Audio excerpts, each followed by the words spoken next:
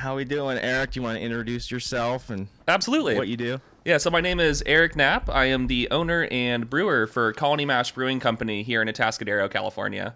Yeah, I wanted to talk to you about what you do and kind of how you got started. I know you said as I was setting up, like your dad started a winery. What's the difference between his doing wine and brewing beer? Absolutely. So the fermentation side of things is relatively similar. Right. You're turning sugar into alcohol and dealing with all of the things related to that. But the actual start of the process is extremely different. With wine, you're receiving an agricultural commodity in grapes, and you are literally extracting liquid from that and fermenting that. And so there are a lot of processes that go into that, but there's not necessarily a lot of different options for processing. Where with beer, you receive a natural or an agricultural commodity as well, Right. but you have a lot of variation that you can do with that. So I think beer is a little bit more flexible in that regard. And you could be more creative? More creative, Yeah. absolutely. There's a little bit less stipulation for styles and things like that. Craft beer tends to be kind of blown wide open now, Right, as especially far in this as area. right. It's like throw some Fruit Loops in there, throw some fruit in there, do whatever you want. So that side of things was super attractive as far as when I started home brewing. Just having that creativity and the flexibility to do whatever I wanted was super fun. So that's what you started. You started home brewing first, and then you're like, well, let's try and make this a business after. Right, exactly. So when I was 21, I was working harvest, and a couple of my buddies had been home brewing for a couple years. And once they started talking to me about wine and seeing how excited I was about chemistry, they were like, you got to come do this. You're going to love it. And so I Right. went over for a home brew one time. And by an hour into the session, I was already telling them what to do, how things were going to work. It was very quick, like, oh, I like this. I really like Oh, this. you like locked in. Like, Exactly. And they both had backgrounds more in like labor, not necessarily the chemistry side. And so they were just having fun doing it when I just kind of immediately was like, no, let's do this the right way. Let's make the best product we can. So does that come from that knowledge? Does that come from the winemaking background that you have? Absolutely. Yeah. 100%. So how similar is that to brewing beer? Like, is it other than right, being more creative? And right. different, I think a lot of the biggest similarity is the intention of keeping everything super clean, creating the best product you possibly can with what you're given. And so in that regard, it's pretty similar. But the process itself is quite a bit different because the turnaround time in particular is an extreme. With wine, you're looking at, like, for white wines, about a year to 18 months to get that into a bottle. You can go faster, obviously, but Right. that's kind of the run-of-the-mill industry standard. With beer, it's about 14 days. Oh, that's very And so fast. huge difference. So Yeah. financially, I started looking at actually starting a winery here in SLO County, what it would take to actually grow grapes, and it was just astronomical. And you look at what you can I do can with see a that. with a brewery, and you're like, well, if I get 1,500 square feet, I can just get a few tanks and just turn and burn. And as long as you're keeping those full all Yeah. the time, you can actually make a good bit of money in comparison to waiting for wine to age in barrels, and there's a little bit less of a cash sink potentially. Right. I could see that. Definitely a lot more land for grapes. Oh yeah, yeah, and a all lot, that and stuff. it's once you're dealing with nature, as we've seen in California with wildfires and things like And that, floods. and floods, Water. exactly. All of a sudden, a great year can turn into a not so great year, and then all your money, you're just kind of watching it get ruined in the vineyard. Yeah. Obviously, there's insurance and all that, so it's, Right. you And can- because my brother's a winemaker, and he said because of the last 2 years, because of so much rain, like the harvest has been later, way later. right? Yeah, I mean, we've seen picking dates that are unprecedented in California, which is, as someone who made wine in Pennsylvania, it's kind of cool to see.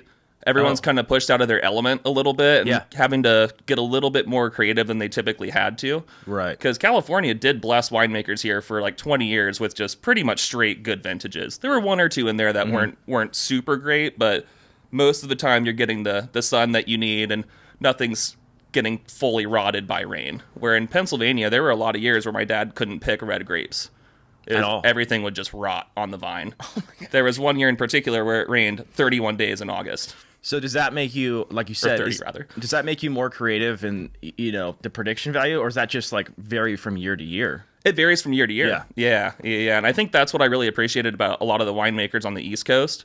They're very kind of like, take it as it comes. If it's a bad year, it's a bad year. You can't really get angry, can't get frustrated. Where I've talked to some winemakers here about the past couple years, and they're just like, this is bullshit. I could see that, though. I could see that, yeah. And to be fair, it's obviously the investment's a lot different farming here versus Yes. East Coast. So they're dealing with millions versus thousands.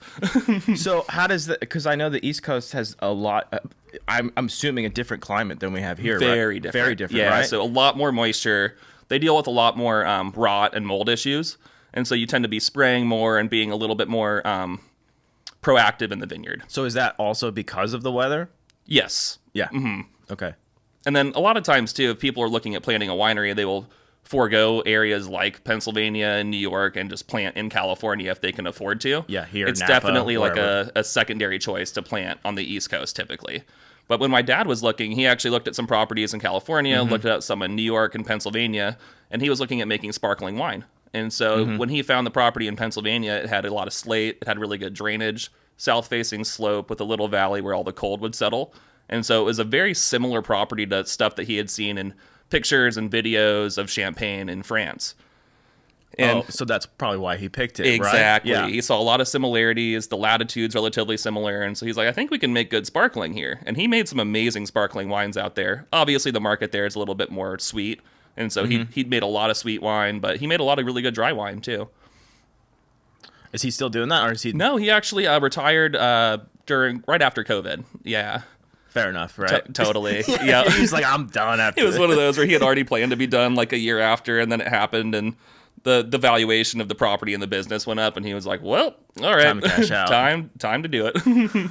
So yeah, it's funny. He and my stepmom are actually down in Costa Rica because that's Oh, where nice. she's from. Yeah, so they retired and bought a. I mean, that's not a bad gig. Either. Not at all, man. So you go down there often to visit? I her? try to, yeah, at least once a year. Yeah. Cool. Good excuse to get out of town for a little bit. Yeah, I mean, it's nice down there. My wife was just yeah. talking about that recently. It's beautiful. I'm like, I need to go down there. Absolutely.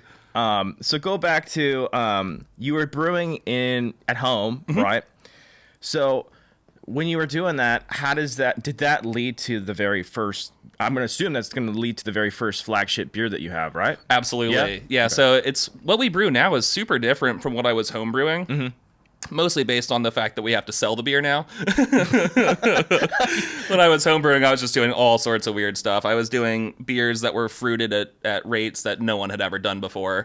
Just pretty much wasting money to experiment and try new things. But that's the funnest part. Exactly. Yeah. And push the limit and see like what's worth doing that costs a lot and Yeah. what's just stupid. Right. And so I would put a pound of vanilla into 30 gallons of beer and be like, does this taste too crazy? Or is this the exact amount that I want? And so I was able to tinker with all of that on a really small scale, Yeah. and get that dialed in before we actually opened. But as far as the flagship, funny enough, the flagship beer that we have now is our Kolsch. And I had never homebrewed that once. It was a style that I saw gaining traction and gaining popularity. And so I brewed it one time, just a small 3.5 barrel batch, and we started just flying through it. I'm like, oh, people really want this. Because it's a really fun style. It's similar to a lager, but I can produce it a little bit faster. So it's kind of a compromise as far as keeping that around all the time. Gotcha. Okay, so then go through the process of making that. What makes that different than? Because I don't know a whole lot about beer, so. Oh, totally. Yeah, so typically with beer, there's two main categories, ales and lagers. Okay. And the main difference is essentially the yeast. And so ales are called top fermented, so the yeast actually ferments on top of the liquid.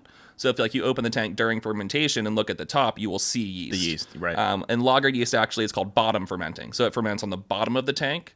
And typically it'll be about 15 degrees cooler than, or maybe 20 than an ale fermentation. So lagers are fermented cold, and then the lagering process is when they're actually stored cold for a period of time that creates a proper lager character. And and a lot of times too, commercial breweries have kind of reached a point where if they don't have to spend that time in the tank, if they've found ways to expedite it, they will. For us, we don't filter any of our beers, so that time in tank really allows it to clarify and be as perfect as we need it to be.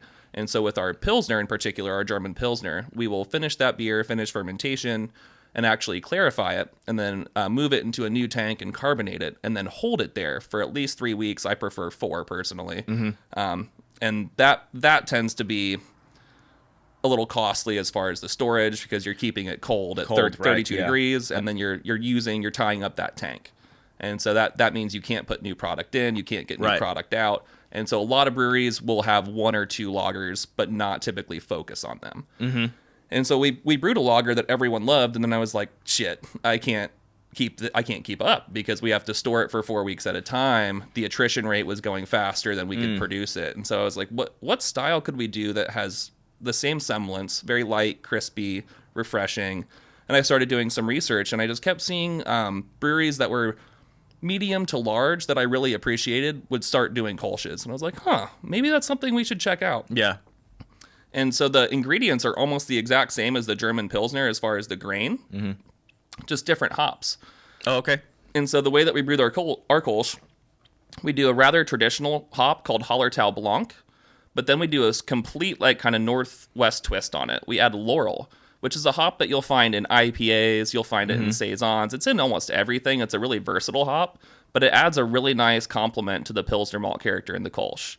And so as soon as I brewed that beer, I was like, oh, this recipe is pretty nice. And then I actually like finished the beer, got it in package, got it in keg and can, and had it on tap. And I was like, I don't think I'm going to change this recipe. And so to date, to date, that's the only recipe that I've ever kind of done once and never messed with. You're like, I'm done. Typically, it's like 7 or 8 iterations before I'm like, okay, look, seal it away, laminate it, it's done.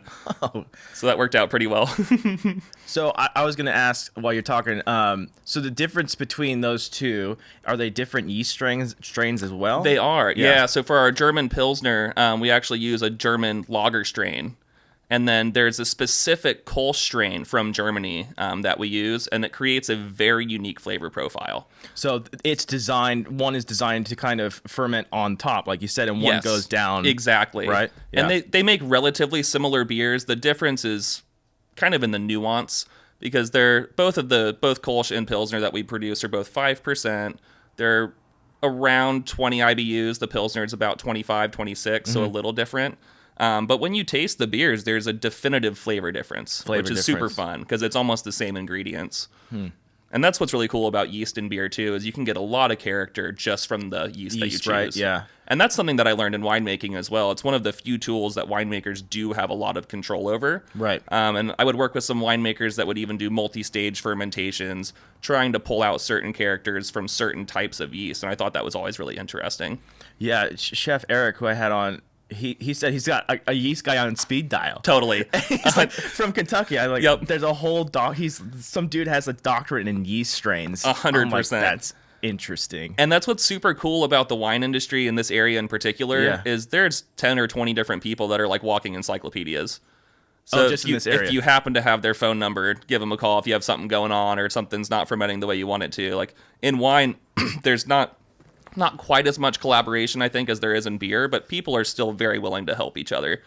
And so that type of... that's good. Oh, yeah, absolutely. I could see it being the opposite way. Yeah, and it is for certain wineries. But I think overall, like the industry is getting more similar to craft beer, where people are realizing, hey, if we work together, it's, we all can rise together rather than just one of us taking the whole piece of the pie. Yeah, I mean, that's what basically Chef Eric had to say, too. Everyone's, like, really nice, and, like, all the different because he's into the distillery world, but he's like, all the different distilleries in this county kind of do their own thing and just kind of stay in their lane and, whatever. Right, so, how did you land on those yeast strains, then? Do you have also a yeast guy? I mean, I'm assuming. So, I mean, the way I kind of look at it is I'll experiment with the yeast strain typically before I'll go full commercial with it.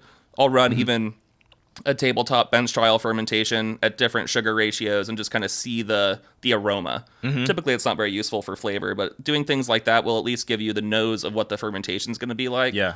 And that typically gives you a pretty good idea of if you're going to have characters that you don't want in the final product. But most of the time, the yeast that I get, it's interestingly enough, it's actually based on accessibility and essentially what makes sense for our business. Yeah. So I would love to use more liquid yeast, but with the rate that we brew out, it doesn't make a whole lot of sense. Business-wise. Yes, exactly. Because it's a rather expensive pitch to add, and then you have to do the work of counting yeast in a microscope with a hemocytometer, and then actually doing a lot more lab work to make sure yeast is viable, you have the right counts, and then making sure that the pitch is correct. So you have to weigh everything very accurately. It takes a little bit more time and attention. And what we do is we focus more on dry yeast for the beers. Yeah, that's what I And thought. so those are a little bit more sanitary as well, because when you're harvesting yeast, there's always the chance for infection. Yeah. And if you're pitching that into a new batch, you can ruin a whole batch. So harvesting yeast is more financially responsible, but it's not a practice that we actually do at Colony Mash. So we're a little bit more reliant on the different types of dry yeast. And then, curious enough, the one beer that we still use liquid for is the Kolsch, because I'm not willing to compromise on that strain. Oh, okay. Mm-hmm. So that's probably why it gives it its distinct flavor. Yes, then. Yeah. absolutely. And there are dry Kolsch strains that I've used, but they just don't give that the correct traditional Kolsch flavor. Oh, all right. So then let's go through kind of like the brewing process. Kind of take me through that then. Definitely. Since we've kind of talked about the beginning part of it. Right. And so essentially it all starts by getting malted grain. Okay. So we receive grain that's already gone through the process that makes the starches easily accessible to us. And that way we can convert all the starches into sugar during the mash process. And that's where it really all starts. So during the mash, you have grain that you've already milled, and then you're mixing that with hot water. And so the whole concept of this is to turn all of that starch in the grain into sugar that's going to be accessible for the yeast. Right. And so you start by mixing all of that into a big mash tun and then letting it sit for roughly an hour. And what that does, it allows the transition from the starch to sugar to happen in a way that you know you're going to get the best extraction possible. You can go a little faster, 20 minutes, 30 minutes, but oftentimes you'll miss some sugars. And so we'll do about 60 minutes in the mash tun, and after that, it actually gets circulated with a pump. Mm-hmm. And on the bottom of the mash tun, there's essentially a grate that allows the liquid to pass through, but not the solids. And so as you're spinning it with and so as you're spinning it with the pump and recirculating it, it clarifies as well. And so you're removing all of the particulate of the grain, because all of that stuff actually has tannin. And so if you end up getting that into the boil kettle, you can have a very light beer that has a character like a red wine, where it'll have that grippiness, that astringency, and it's really unfortunate if that happens. No. Oh, man. That sounds terrible. And so the goal is to get pretty clear wort going into the kettle. And so once you're happy with the clarity of it, have tested for extraction and starch conversion, then you can move it into the boil kettle. And at that point, that's where you're going to add all your hops and fun stuff throughout the boil. So in what process is the yeast added, before or after? So that'll be after the boil. So after the boil, okay. Yeah, so you'll boil for about 60 to 90 minutes. And then adding hops, the earlier you add them in the boil, the more bitterness you're going to get from them. So certain beers like IPAs will have a lot of hops right at the beginning, but typically it's just a tiny bit. And then just stylistically now, what a lot of breweries are doing is very low bittering additions, but then they're adding a ton of hops after the boil when it's still hot. And so you're extracting all of the cool flavors from the hops, but you're not actually getting bitterness at that point. Oh, and so that's become very typical for IPAs, pale ales, things of that nature, is to do huge hop additions, but you're not going for the bitter. You're going just for flavor and aroma. Huh. Okay. And so after that point, you actually, again, start spinning the boil kettle with a pump, and that will create a whirlpool. And so it spins around, and with centrifugal force, it actually forces all of the hops, all of the solids, and all the protein that had come out during the boil into a big cone in the middle. And so you let that happen for about 20 minutes, and then you remove the liquid away from the cone, because you don't want all those solids to actually end up in the fermenter. Right. It'll create a flavor that's not super lovely. Oh my gosh. Okay. And so after you do that, you're essentially moving it off of the cone through a heat exchanger that cools it down to a temperature that won't kill the yeast. Oh, right. Because if you add yeast when it's that hot, they will die immediately. And, and anything that actually does the fermentation won't be the yeast that you added. It'll be whatever was naturally in the air. In the room or something? Exactly. Yeah. And so, and all of this tends to happen in what are called closed systems, so that you don't have that exposure to air. You don't have that risk of contamination. And so we'll put it through the heat exchanger into one of our tanks completely through a closed system. And then we'll actually add yeast at the top of the tank while there's still pressure coming out. So nothing's actually going into it. But I'll typically add yeast essentially when it's almost done moving from the boil kettle into the fermenter. And that way there's some natural mixture that happens coming at the in. end. And then how long does that as far as the yeast take to kind of go through that Yeah. sugar that you've Roughly 7 to 9 days, sometimes a little bit longer, especially if you're adding hops, because adding hops will create a little bit of a secondary fermentation. So that tends to add a day or two to the timeline. But you're typically dry around day 7, day 8. So does the hops add like you said, does it add additional starch or sugar for the yeast to eat? So it's kind of a complex topic as far as the reasons why hops create re-fermentation. But there's a few different reasons, but essentially in beers that have hops added to them, Yeah. there's further breakdown. And so you'll have access to sugars that you didn't have access to beforehand, before the hops were in solution. And so there is a potential for re-fermentation of those sugars. And the first brewery that actually found this out was Allagash up in Maine. They bottled a beer, and it just started essentially exploding bottles or creating gushers. I've had that before. So when you open that bottle, it just roars out, and Yes, you're covered so in much beer. pressure. And you're just like, okay, I was thirsty, but cool. Yeah, exactly. And they have a very good lab program. So they kind of dug into like, what the hell just happened? Oh, why right. why did we've brewed this beer hundreds of times? Why in the world did it do this? And they found, they went through and found what, I forget exactly if it was a type of sugar, but there was something in hops that allowed a secondary fermentation to When it was actually in the take, bottle. Yes. Oh gosh. And, obviously at the scale they operate at, that is such a huge issue. That's just and, oh my gosh. And so they actually started doing talks and things of that nature about it. And now there's a whole, I guess it's an enzyme technically, that's been released that prevents that from happening. And so it's called ALDC, and you can actually add it during fermentation. And it the main reason you don't want that secondary fermentation to happen, especially in the package or in a keg, is beyond just creating a gusher. Right. You'll actually have diacetyl from that fermentation, which makes it taste like butter. And so just it's straight up, just like butter. yeah. So diacetyl is what they used to add to like movie theater popcorn before it was made illegal. So it was just pure, just butter flavor. I remember that because I used to work at a movie theater. Totally. I'm like, you don't want to eat this. No. And They're so like, that nah, give it to me. exactly. And that's the same compound that is naturally created during fermentation by yeast. And through a fermentation, they'll actually reabsorb it at the end. And so you do a diacetyl rest up at about 68 degrees, and you let the yeast reabsorb it. So during your fermentation, a lot depending on the yeast strain, you will smell that butter smell. But obviously, it's not something you want in the final product. No, obviously not. Right? And so if you're dry hopping and packaging too soon, all of a sudden you have a beer that tastes great at packaging, and then a week later you open one and you're like, oh, it's butter. No. So and you'll get that more often than you'll get the gushers or the big re-fermentations. And so ALDC is allowed a little bit more of a safety blanket where it actually binds to the diacetyl precursors. So it prevents the diacetyl from ever being formed. And this is new within the past year or two, off the top of my head, but it's something that I use in every beer now. So is that like a huge game changer? Huge. Right? I would think It gives so. everyone the confidence to say we can package this at day 14. We can package this at day 15, where beforehand, sometimes you just have to let that beer sit because you're like, oh, it's doing it. All right, we'll wait until it reabsorbs all the diacetyl and then move on. Because if you skip that step, it'll happen in package. Oh man. Yeah, so things like that too are why it's super tough for a lot of home brewers to be able to scale up to commercial. Yeah. Because little problems like that are things that you might not see on a homebrew scale typically, and then get into commercial, you're like, why does everything smell like butter?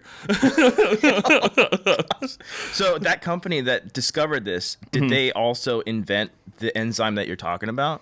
No. So Allagash were the ones that figured out the problem essentially. Yeah. And then I'm not sure off the top of my head who the actual manufacturer is for the ALDC, but I think it's just another chemical company. So I think they figured out the solution to the problem, and then are obviously making some money on it. Making some money for sure. They're like, oh my gosh. And I'm very happy they have that now. I mean, I know a lot of brewers in the area use it too. It's just it's especially for brewers that need to turn the tanks, that don't have the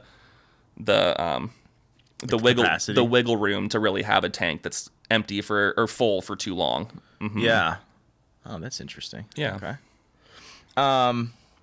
So I have a buddy. You might have met him. His name's Scott Coughlin. Oh, totally. So yeah, he sent me a bunch of like questions to ask you too. For sure. So he was wondering, what do you see like in the industry as far as predictions coming? Yeah. Coming up. Absolutely. I mean, we're watching right now one of the biggest transitions in craft beer, which is we're moving away from alcohol. People are drinking non-alcoholic beers, hop waters at a rate that we have never even thought was possible. People are willing to pay for a craft product, even if it's not necessarily 5-6% alcohol anymore. And so that I think the transition going forward is kind of moving with that and making drinks that are either non-alcoholic or low ABV. Like most of our beers now are under 6%. Kind of tends to be the numbers that people are most comfortable with. A lot of times, if you go to a tap room that has a lot of 7-8% beers, you can look around and people are doing little flights, 8-ounce pours. Oh, they're not doing a 4-ounce thing, pours. Huh? And it's because people have burnt themselves a couple times by, I'll just have that double IPA, and they have to sit there and drink some water for 30 minutes before going home. They're like, okay, don't do that again. Don't do that again.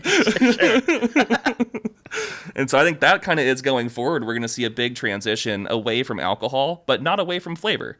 People still want good flavors. They still want everything to be craft. Right. They don't want to just drink a LaCroix or a bubbly water. Like, they want it to be something fun and interesting. And I think going forward, that's just a super healthy change for the whole industry. But it's a big change, obviously. Yeah, I mean, most breweries don't have the know-how to produce and package non-alcoholic products. The regulation is different for non-alcohol than it is alcohol, so there's some hoops you have to jump through as well. But it's an interesting change, because I thought as this happened, craft beer would just kind of fall apart. But it's the people that are innovating and changing are the ones that are really seeing grand success. I think the best example is Athletic Brewing. They just bought down south in San Diego, Ballast Point, the facility where Ballast was making that Kings and Convicts had purchased and didn't do very well with. And then now we're going to see a scale of non-alcoholic beer that was just unprecedented. Oh.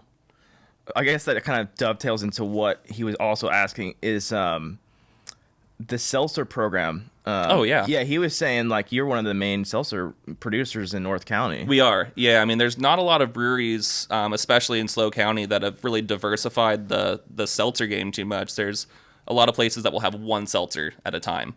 And it's almost out of like pity. Like, we got something for you. It's not good, but here you go. Yeah, right. So you can be with your wife. Right, exactly. Yeah. And so when we first opened, that was one of the main things I started looking at, because we don't have a license to pour cider or wine. And it's like, what the hell do we do if someone can't have gluten or doesn't like beer, doesn't like bitterness? Right. Like, I could make a bubbly water, and then I started looking into that, and I'm like, well, no, people still want to have a drink. Like, we need something that has similar alcohol to beer.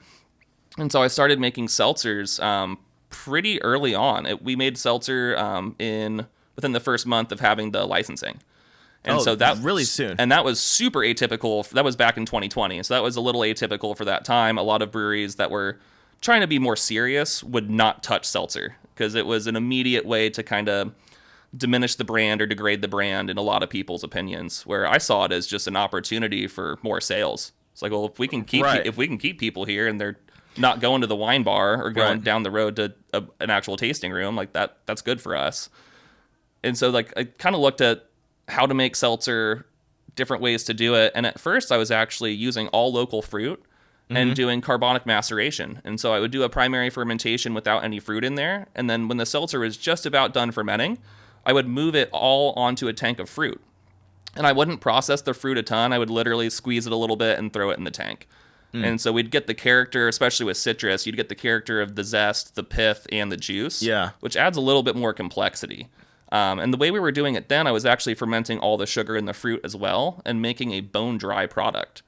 And so they were very popular with people that were already into dry wines, already understood that type of a flavor profile. But for people that didn't drink wine, it wasn't quite what they wanted. So they would have them, but no one was over the moon unless they were a dry white wine drinker.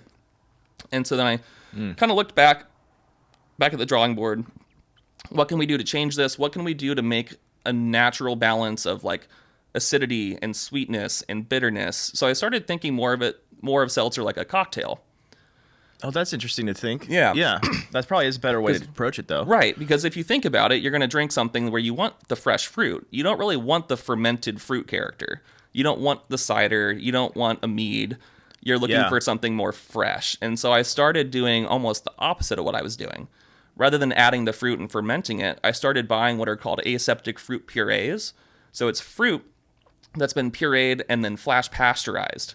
Okay. That way, I can add it to something that's already been filtered with no chance of re-fermentation. Okay. Excuse me. Yep. I gotcha. Because if I were to add just actual raw fruit, Yeah. the things naturally on the skins, naturally in the fruit, would create a secondary fermentation, especially in the keg or in the can. Mm-hmm. And so the way I do it now, I'll actually do a fermentation and then filter. And so I filter out all the yeast. And after that yeast is gone, then we're kind of in a situation where the product is sterile. Mm-hmm. And so we can add aseptic fruit purees and then back sweeten a little bit to help balance natural acidity in those. And that creates essentially more of that cocktail semblance because you'll have the natural sugar, natural acid, and just almost natural balance from that as well. So are those big sellers now? They are. Yeah. We make, by volume, we make about 70% seltzer. So very, very big difference from most craft breweries. Typically, that would be inverted even further the other direction. Seltzer might be 10% of their production, where with us, it's a huge chunk. Has anybody, well, since you've been doing it, has anybody else kind of jumped on the bandwagon in this area now? Because they're like, oh, Colony Mash is doing so well with this. Why don't we? For sure. I know there are a few other breweries that have been doing it about just as long as me. I think Tent City started making seltzer around the same time as us, too. And so they actually have a few different flavors as well. They're one of the few in the area that has a diverse portfolio with it too. But apart from them, it's pretty much a lot of the breweries that'll make one or maybe two. Mm-hmm. And I saw a few people start making it for a second and then stop. And so I think part of it was if you try to actually distribute beer and have a full commercial brewery, it's really tough to justify tank space for seltzer at that point. Because especially with a lot of brewers thinking it devalues the brand or it's a less than product, not a lot of attention was really given to it. But we're seeing like now within the past 2 months, I'm seeing breweries that are medium size start not just making seltzer, but like really pushing it, marketing, advertising, packaging a lot of different flavors. And so I think we still haven't seen the end of seltzer. Like it's going to be booming the next 5 to 10 years. Okay. As craft breweries get into it too, and people start having a little bit more attention to the actual flavor profiles, the ingredients going in, because at first everyone was going to just mimic White Claw and Truly. Yeah, I could see that happening as well. And now they're seeing that that's not what people want. They want real fruit. They want the real colors. I think color in particular is a really big thing for seltzer right now, where if you're using the real fruit, you can see it in the glass. The color that's in it. It's got like, especially with things like our Purple Rain, with butterfly pea flower. It's a natural way to color a food product, and so everything that we're using is all natural stuff, but it's giving you really cool colors. And I think that really is. I mean, obviously, you eat and drink with your eyes first. Yeah. And so, like, that has become really huge for us in particular. That's, yeah. I was like, oh, I didn't know they did seltzer. That's not really my thing, but it's all right. good. And we've transitioned a lot of people who would not touch seltzer into they don't drink beer anymore. Oh, the completely opposite way. That's been wild to see. Wow. I had IPA drinkers that were coming in that wouldn't have anything besides an IPA. And I haven't poured them a beer in 2 years. You're like, just try this and see what you think. And then it's game over. So did you tell them it was a seltzer? I typically would. Yeah, okay. Because, I'd put it in a glass. What is this? And technically, it's beer by the definition of the law, but it's a seltzer. It's a seltzer. And then they would try it, want to hate it. They would just want to really throw it under the bus. A lot of people be like, I do not want to like this. They kind of make that curmudgeon like, yeah, I'll do a pint of that. That's oh, man. And I've kind of gone through the same thing too. Is I still drink our beers, absolutely. I still love our beers, but on a day-to-day basis, I'm more of a seltzer cocktail person these days. Yeah, I think a lot of people are the same, right? And so you said the last couple months, you're seeing kind of a big uptick in A, people making it, and B, people drinking it, right? Yeah. Like this weekend in particular, Friday and Saturday, Ancient Owl is throwing Seltzer Fest, which like that's something I thought would never be a thing. Ever. Thing, right? Yeah. I thought we were going to be the anomaly producer no one else is ever going to touch this, which is, I mean, good for business, but bad overall. You want it to get more traction as a whole industry. And so seeing places like Ancient Owl, that obviously their tap list is amazing, great beers as well, but they're going to spend a whole weekend focusing on this product and actually giving it attention because it is craft still. And that's what's super fun, is seeing other places that are actually putting the attention in and crafting a seltzer that is equal quality with their beers, because that's the whole intention of it. Yeah. Huh. All right. So where do you go for inspiration for all this stuff? Like, are you going to bars? Are you looking online? A combination of both? Traveling? Like, how does that I would say work? travel's probably the most kind of tangible for me personally. Like, every time I go to Costa Rica, I'll try a fruit that's like, oh, that's going in the next seltzer. Okay. And then, like, just with the seltzers being so similar to cocktails, I do pull a lot of inspiration from the bar world. Mm-hmm. So I'll do a lot of, like, not researching, but just poking around on Instagram, seeing what cocktails are trending, seeing what people are really into. That's actually what inspired Purple Rain, was I saw a lot of people using butterfly pea flower in the cocktail world first. Because butterfly pea flower, you can make a syrup or a tea from it, and it will change color based on the pH of the liquid. Oh, but is that like what they do in Slow with the margarita? They make a tea flower ice cube. Oh, 100%. Is that the same thing? Totally. Okay, yeah. And that flower was super popular in the cocktail world and still is, absolutely. But no one really used it in beer. I hadn't seen it before, and so I kind of was like, we'll take a stab at this, and I really had no idea what was going to happen. And as soon as I made a tea, I added it to the tank of seltzer. I actually added it to our lemonade seltzer, because I thought that'd be a nice kind of slightly herbal with the lemon. And it turned this beautiful pastel purple. And I just kind of had a moment where I was, oh, I don't have enough of this. Oh, no. as you pulled it out, you're like, uh-oh. Exactly. This is going to be a winner. And then typically, at the time when we first started making this, it would take us about a month to 6 weeks to sell a batch. And we sold the first batch of Purple Rain in 7 days. Oh my gosh. And it was just an immediate on the nose, like, oh, okay, this is, we need to refocus. We need to completely refocus. Yeah. And so since then, I've pretty much kept our 2 largest tanks full of seltzer all the time. As soon as they're emptied, I refill them immediately because there is such a high demand for it. Wow. So you're just kind of just seeing inspiration wherever you can get it, huh? Yeah, absolutely. What was I going to ask you? Is there any styles of beer or anything that you make that doesn't sell well, but you really like? Yeah, I mean, I phased out a lot of it, unfortunately. Like, when we first opened, I was very esoteric as far as the styles we were coming out with. I had a Doppelbock, a Rye Saison, all sorts of things that, people would come in, they're like, I've never seen one of those. And I'm like, that's probably not a good sign. I mean, it could be. Right. It could go either way, I guess. And those were beers that, in my opinion, they're medal winners. So they're beers that if you enter in competitions will do super well. And like that might push some sales for you. Mm-hmm. But those styles are kind of dead in the market. And so, like, especially Saison. I've got a huge, huge love for Saison. It was what I homebrewed the most by a factor of like 7. It was every other batch was Saison at least. And then I started making Saison at the brewery, and then watched it sit in the cold box for 3 months. I'm like, oh no, that's not what it's supposed to do. Dang it. Shoot. And so I started brewing just less and less of it and shortening the batch size every time until it came down to like, okay, maybe we shouldn't waste the effort to make this anymore just to appease me. Yeah, I bet that's hard though. It is. Yeah, to begin with. And that's something that I had already I understood that compromise going into this because of the way that my dad made wine in Pennsylvania. Yeah. He was a very serious winemaker, very talented, but also had to make wine that was like as sweet as soda. And just because that's what sold there. And so you kind of realize as a business owner, you do what you like a little bit, and then you do what sells a lot. Yeah, right. And so I kind of knew that going into this, that we would probably have to change what we made in a big way. But I was kind of hoping early on, like, we'll see. This might be the renaissance of Saison. Everyone might just love this, but nope, not yet. I'm too early. Exactly. And then sour beer as well is another one that I wish there was a bigger market for that. But I understand why there's not. It's a style that's typically sold in larger format bottles that has a very polarizing flavor in general. So I understand why those have kind of slowed down, but they're really fun beers to make, especially being a previous winemaker. Being able to play with barrels and barrel aging is always super fun. But Yeah, we're not making any more of those. Oh, man. Um, okay, so that kind of ties into this.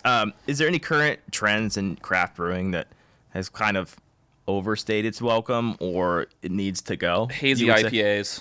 What was that? Hazy IPAs. Okay. Mostly because the way they're made in California is like halfway what it was originally. Mm-hmm. Like I lived in Pennsylvania for a year from 2015 to 16, and there were so many cool hazy beers coming out on the East Coast that were just so intense.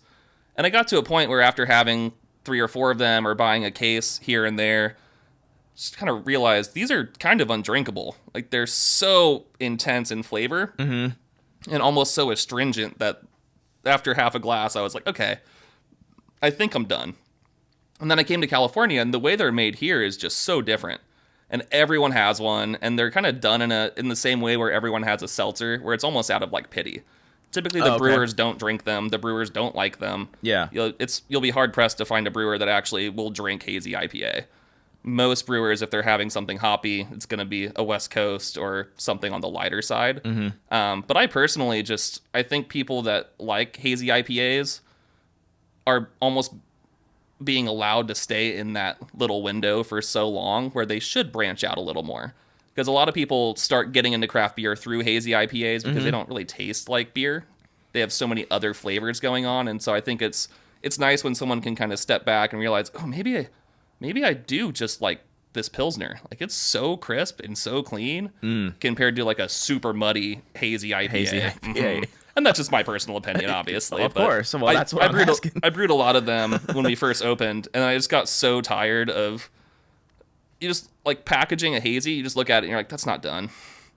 It's a half finished beer. Like, here you go. That's what you thought of it after you're done with it. You're like, yep. It's not clarified. This could be so much better. But I do understand the hype though. It's a lot of breweries that were first doing them where they were pushing the limits of hops. No one had ever done stuff like that before. Yeah. So that's kind of what kicked off that trend or that craze was just it's more, it's gnarlier, it's better.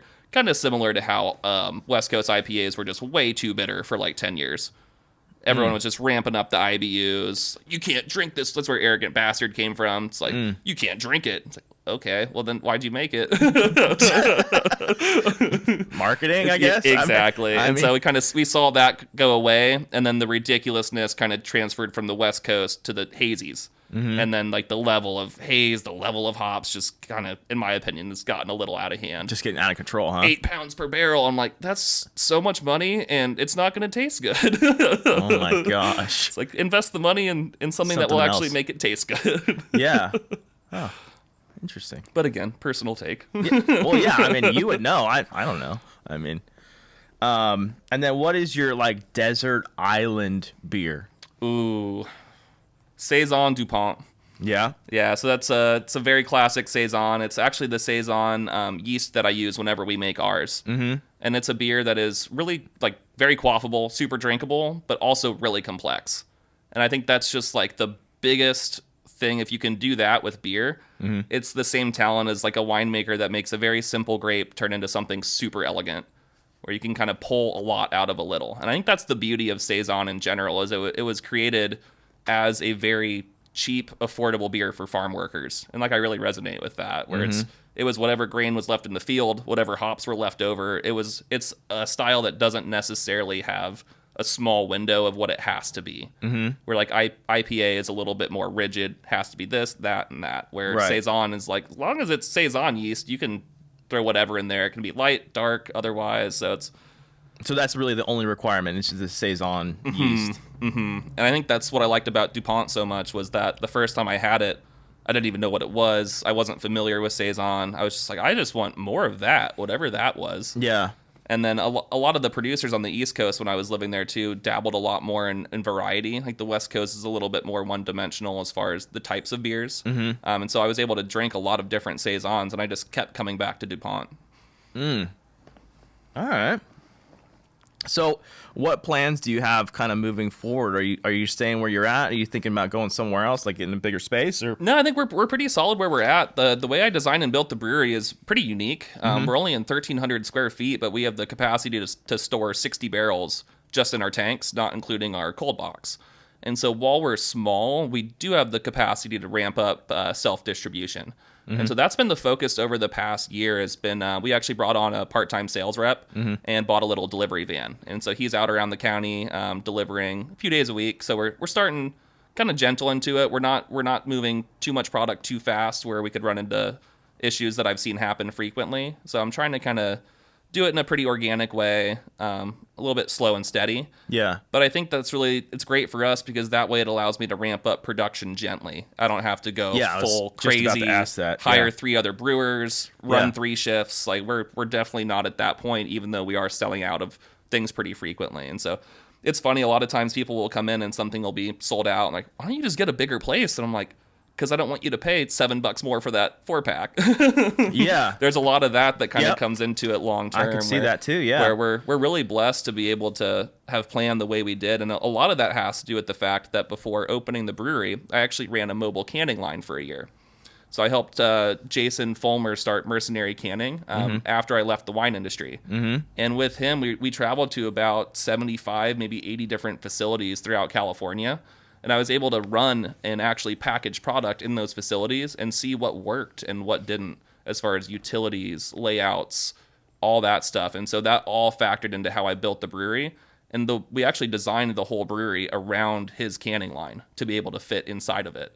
Oh. And so that's how we package all the product. We're super tiny, but on that day, we bring in that machine. It takes up pretty much the whole facility, and we package everything in one day. And then they take the machine with them. And so things like that, and just having a great relationship with them as well, has kind of allowed us to grow in a little bit more organic way.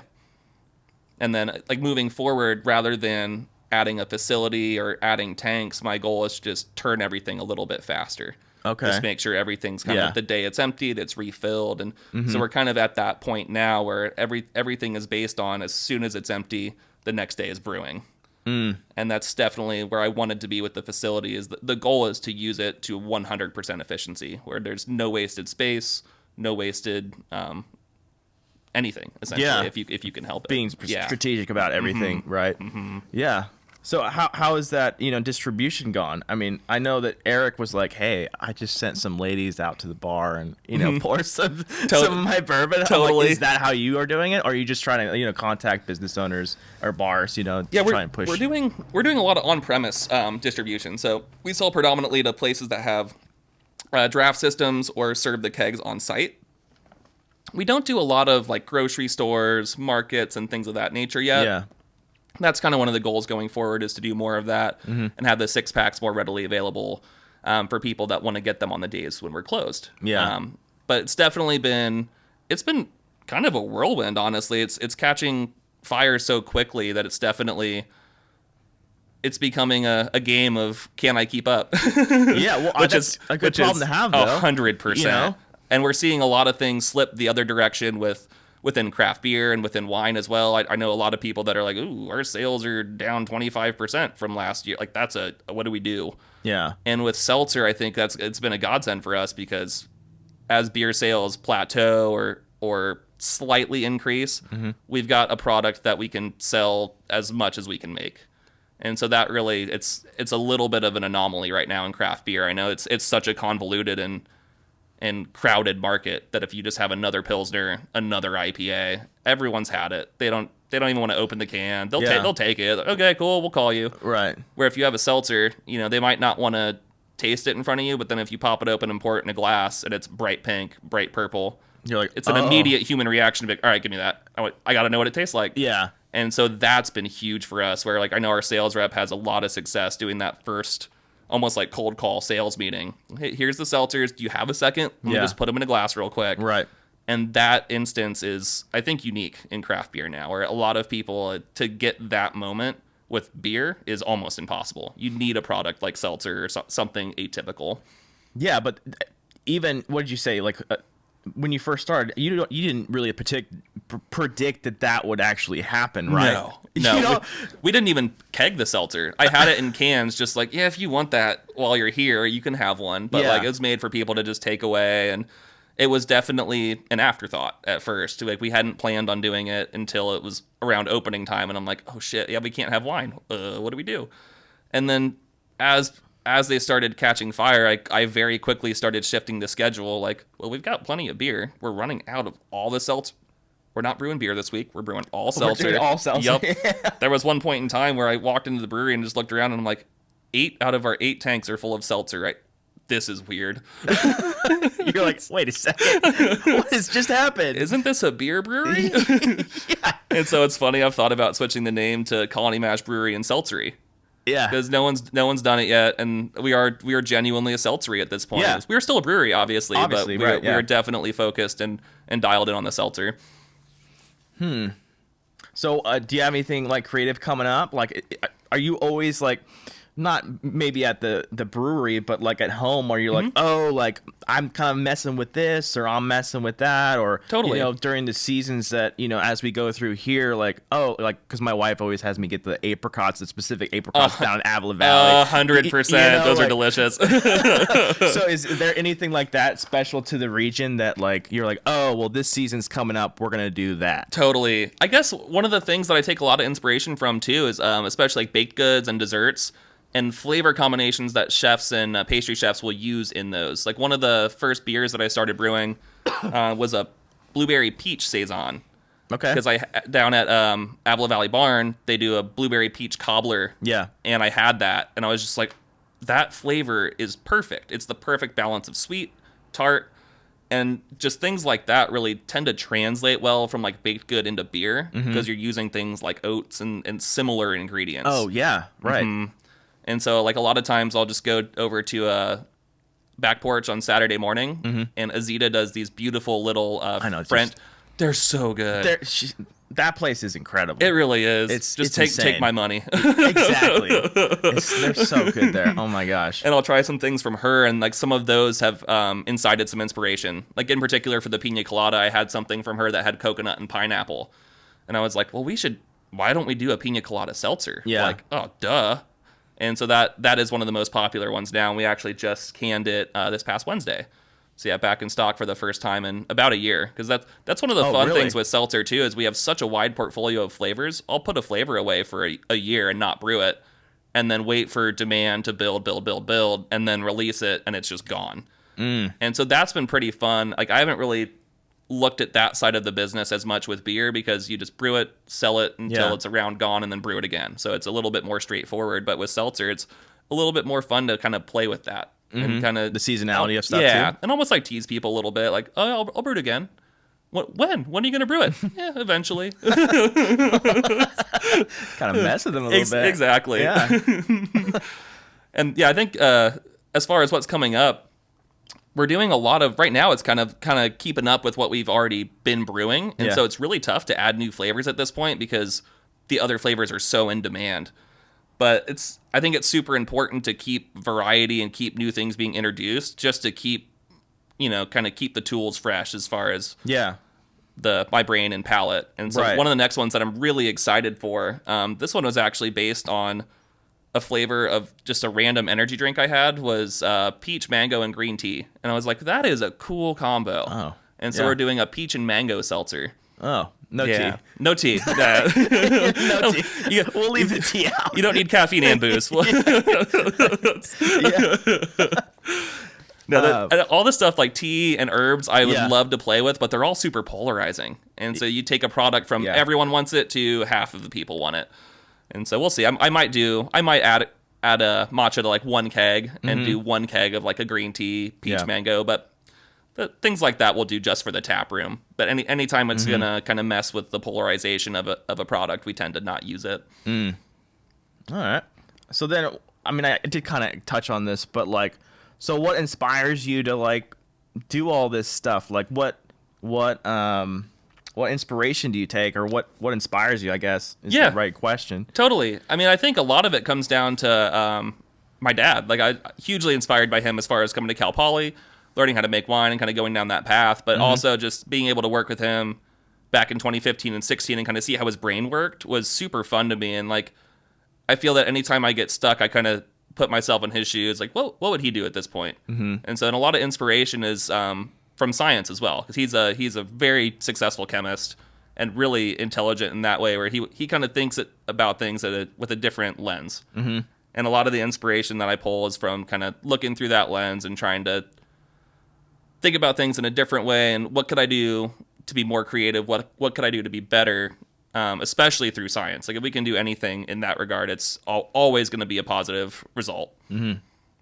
So has he?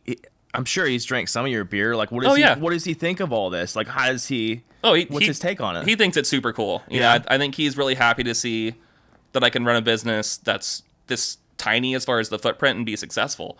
Because he had about 4 acres out in Pennsylvania that needed to be maintained all the time. And so he was used to, the 4 a.m. alarm clock on the tractor by 4:30, off the tractor at 7:30 or 8, into the winery, working in the winery until it's closed, and then coming in, doing paperwork until you go to bed. Like that was just like the routine. Mm-hmm. And so for him to see me do something that's almost a lot more simple, but still be successful, I think is really cool for him. He's like, oh man, why didn't I? Exactly. Why didn't I think of that? That's all you have to do. You don't have. Wait a second. You don't have to go mow 3 acres. Like, right? Nope. You're like, not at all, actually. And so that's super fun. And then it's kind of funny because we almost did the opposite. So he was in grad school and was a home brewer, and really loved brewing beer.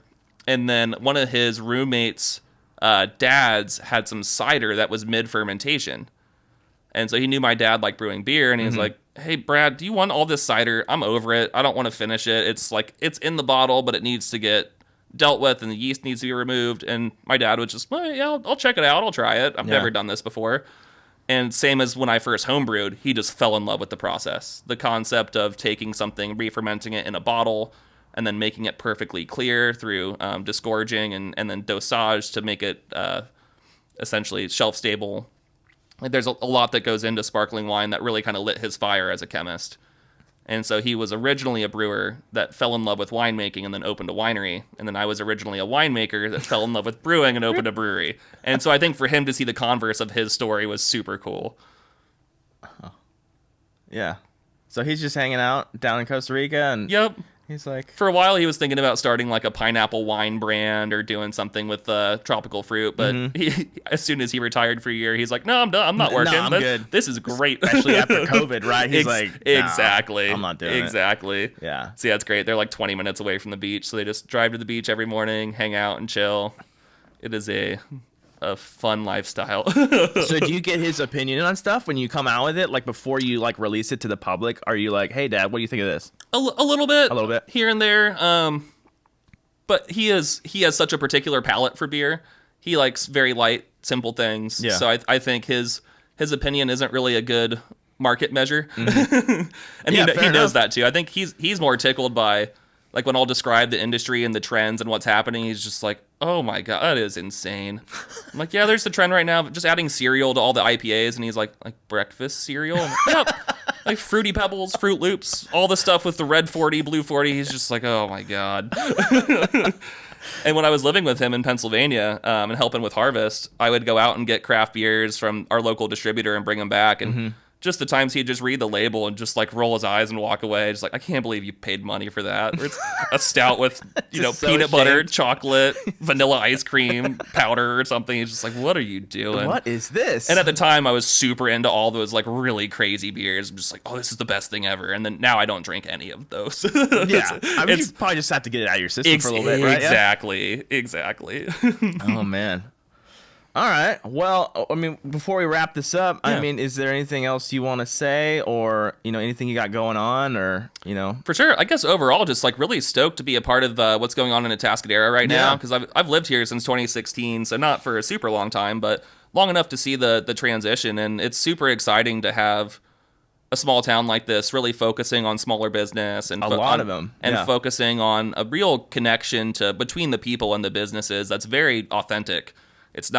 There's not really a lot of marketing and advertising ploys. It's very genuine, which I really, really love about this area. Yeah. It's kind of what drew me more to Atascadero than San Luis was just the people in general. Yeah. Yeah. A lot of genuinity, and it comes with pluses and minuses. You end up talking a lot more to people and spending a lot more time with them. But that's one of the reasons I started a tap room along with the breweries. Mm-hmm. I wanted to share our story and be present so people have direct access to me, to the producer, to the the person who has all the answers. And so it's really fun to be a part of the community here. Yeah, I mean, there's a lot of little businesses here that if you didn't live here, you would have no idea. I mean, No clue. I live here, and I'm like, I didn't know there's all these random people that do all this cool stuff On a weekly basis. Someone will come in. Yeah. Have you been to this spot? I'm like, and like in Paso, they're like, no, it's off El Camino. I'm You're like, okay, where? And then they tell, and then, they tell you, and you're like, Yeah. oh, that's there. And you drive by, like, oh shit, that is there. Exactly. They're right. Yeah, exactly. I'm like, so many random things. 100%. It's great. Totally. And like all the quirky little stuff is, I think, what makes Little Town special. Yeah. It's what makes it super fun. Where it's not big box stores, No. it's not the run of the mill normal stuff. It keeps it weird. Yeah, definitely. I mean, because I'm from San Luis. Totally. I grew up in San Luis. Absolutely. And this isn't exactly how it was in the 90s Right. and early 2000s, but Very different. Yeah. everybody that like had businesses downtown, we all knew. Yes. Like we go like every Thursday for farmers market. 100%. Yeah, and Fridays we go to the Mexican restaurant that we knew by Totally, name, and it's just totally. like all these little businesses that are no longer there. Right. Which is kind of unfortunate. It really. is, yeah. And I think we're going through a big transition in small business overall throughout the state, where there are a lot of businesses where you write the business plan and you're like, well, this isn't worth doing. Yeah. And I think Slow has kind of seen a lot of that, where a lot of spaces that have been sitting empty would typically have been filled. Someone Yeah. else would have had a plan that would make money, that would go in. Right. And a lot of things are just getting expensive to a point where you write the business plan, you're like, wait, we're net negative after all the work. Yeah. That doesn't add up. Well, I think a lot of I mean, I don't know for sure, but I think because I don't know if you were here, but in the early 2000s, there was a massive earthquake in Paso. Oh, yeah. I actually wasn't here for that, but I'm familiar with it. Yeah. And so that kind of really messed everything up, especially in Paso, but also in San Luis. So they had to retrofit all those buildings downtown. Oh, for sure. So then, rent goes up. Huge People come out, transition. because they can't afford it. Right. And yeah, my dad was part of, the rebuilding of the missions after that, both in San Luis and San Miguel. Totally. And after that, like all those local businesses were like, okay, Right. I can't. Right. We can't. Yeah, and it's crazy too. Is just as landowners change. Like I know there's a wonderful business down in Slow that's struggling because their landowner just sold, Yeah. and the new owner tripled their rent. Yeah, I It's mean, like, you can't. what the fuck do you do at that point? Yeah, I mean, if you're you're out. already in a point that's like this is kind of worth it. If you're not in home run territory, Yeah. you don't stay. Right. And then you look at moving an alcohol business, refiling everything. There's so much legwork that's involved with it that you just kind of, okay, well, that was fun. On to the next project.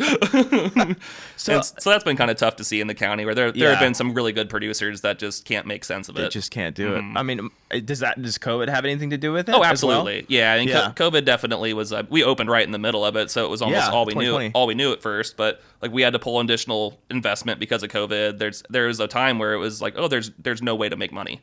Yeah. You have to keep existing. Your bills are still there, Right. But there's no way to actually recoup anything at the moment, and Mm. so that was kind of a period where, like, I sat down with my business partner and we talked. We're like, do we open?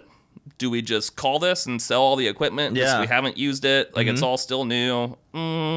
What? And we both kind of reached an agreement of, no, let's open and just do this in a very slow way. So very different than what we expected to open with, but it allows us to at least start the exposure.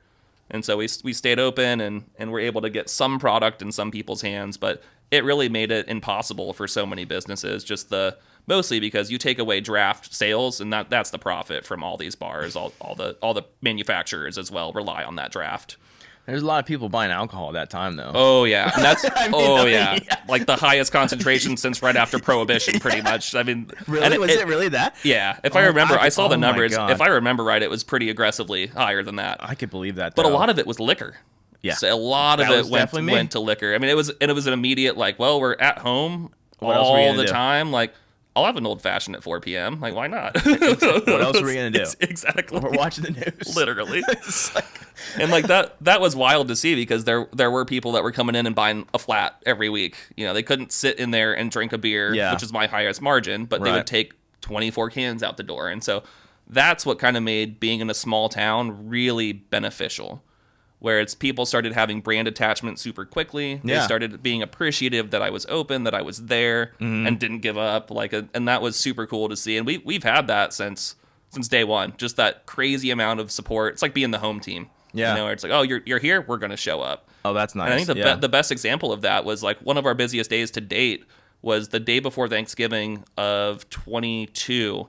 We had a break-in. We had one of our doors completely smashed in, stole all the cash in the in the cash box. And I got to work that day at 6:30, saw it, and I'm just like, oh fuck, this is gonna be a day. And we had to open at 3. And so I was just scrambling all day trying to get someone in there to replace the glass, tried to clean everything up, figure out what the hell to do, go to the bank, get more cash. Talk to the police or something? Right. Oh, yeah. I had yeah. detectives out there. And APD was great with all that. They were super helpful. But that day, we did more sales than we had ever done to date on a Wednesday. Because I posted on social media just being like, hey, just so everyone knows, like, the door might not be here when you get here. Like, but we're open. We're open. Like, come on in. And people I hadn't seen since opening day showed up. Oh, wow. That's awesome. People that probably don't, they're like, our beer's not their favorite. They showed up and bought a case. Yeah. It was that sincere, like, oh, someone messed with you? We got you.